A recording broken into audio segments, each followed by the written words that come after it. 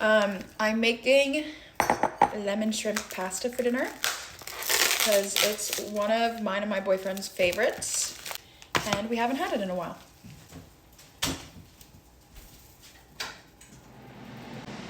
I get these shrimp kebabs from Farm Boy.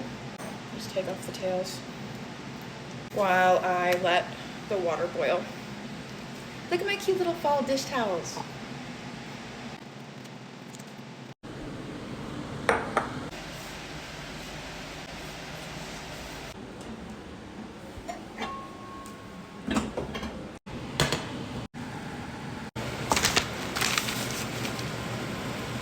This is the brand we get every single time. I also don't know who told me to add a little bit of olive oil so your pasta doesn't boil over. I've known it for years now, and I do it every time. I don't know if it works or not. I mean, it never boils over. Could be placebo. All right, the linguine's in.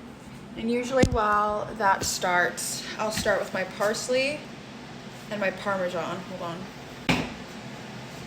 We're huge Parmesan lovers, so these go by quick.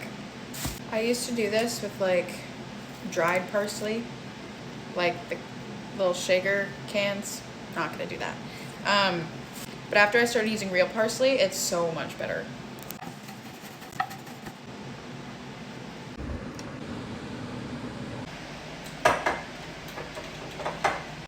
This feels like a little cooking show, except you're learning with me because I'm not a chef. But then after the pan heats up, I'll add my shrimp to the pan. Look how gorgeous. And I'll usually do about 2 minutes each side because that's all they really need. The pasta's looking good too. I'm so hungry. Taste test. Not yet.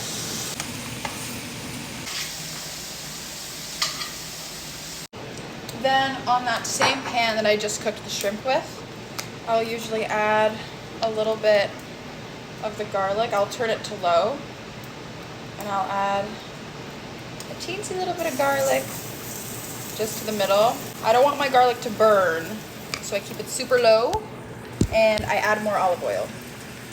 Okay, then when the pasta's done, I'll take just like a ladle of the pasta water, and I'll add it to the pan to kind of like deglaze the skillet.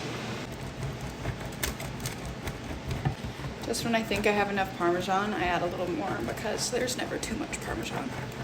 I'm sweating. Okay, then I'll add the pasta to the pan. Then I'll add the parsley and some Parmesan, and I'll squeeze in some lemon. And then you're basically done.